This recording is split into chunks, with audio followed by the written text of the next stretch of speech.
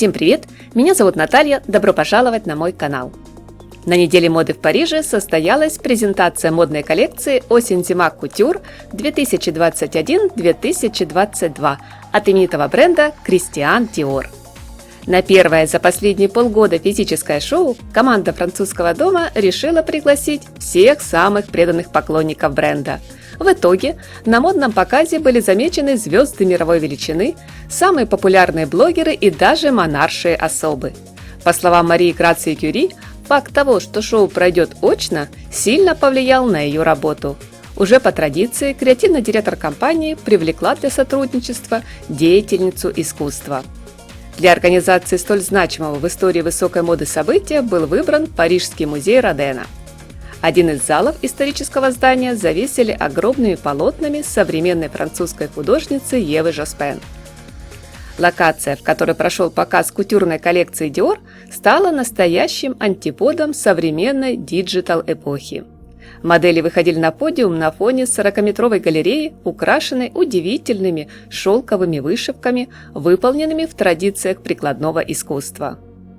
Лучше декораций даже нельзя и представить. И все это не популярное на сегодня цифровое изображение, не какой-то там шаблон. Каждый элемент выполнялся вручную талантливыми мастерами в Индии. Тактильность, которой обладают переплетенные в затейливых рисунках нити, ценность вышивки, а также ткачество, которому в коллекции отведена большая часть места, знаменует для дизайнера возвращение из виртуального мира в реальный. Со слов кутюрье, люди, работающие за столиками в наших ателье, вновь столкнулись с невероятной энергией в работе. И фраза, что чаще всего звучала во время творческого процесса: «Не волнуйтесь, мы устали, но мы счастливы».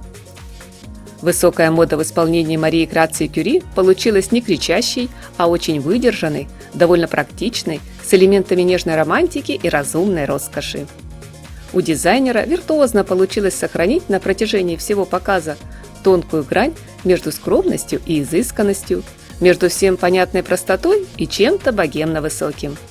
Как всегда, не обошлось без классического реверанса наследию бренда Dior. Используя в коллекции, казалось бы, базовые фасоны и оттенки, Кюри удается придать вещам знаменитую французскую элегантность без лишних деталей и акцентов. Сегодня дизайнер уверена, будущее за повседневной одеждой. Но в мире Dior даже самый обычный серый жакет может стать произведением искусства, который хоть и лишен декоративных элементов, но отличается идеальной посадкой и сшит из лучших тканей. Модели выходили на подиум в серых твидовых пальто в духе 20-х, из-под которых выглядывали перья марабу в тон, женственных брючных костюмах в той же цветовой гамме. Особое внимание Кюри уделила расписному шелку, поместив на переливающуюся ткань драматичное изображение распустившихся цветочных бутонов. Кашемир, шерсть, твид с головы до пят, роскошный жаккард, бархат, шелк и атлас, плетеная сетка и полупрозрачные фактуры. Все в каждом модном ансамбле смотрится очень гармонично, продумано до мелочей и, как говорится, сделано с любовью. Не забыла дизайнер и про свою визитную карточку – летящие платья-плиссе с воланами, драпировкой, элементами асимметрии. Наряды из струящихся тканей, очаровательные ансамбли с декором из перьев наполнены гармонией нежных чувств и неподдельной, искренней женской красотой. Тепло прикосновений, тактильность, реальное общение, возвращение высокой моды в привычное русло – таким видят будущее в компании Dior. Возможно, поэтому кутюрная коллекция получилась не вычурной и замысловатой, а душевной, уютной, с долей повседневной практичности и вечернего дорогого гламура. Смотрите, обсуждайте, жду ваше мнение, друзья, в комментариях. Большое спасибо за поставленный лайк и подписку на мой канал. Всем приятного просмотра, хорошего дня, море позитивных эмоций и теплого, солнечного настроения!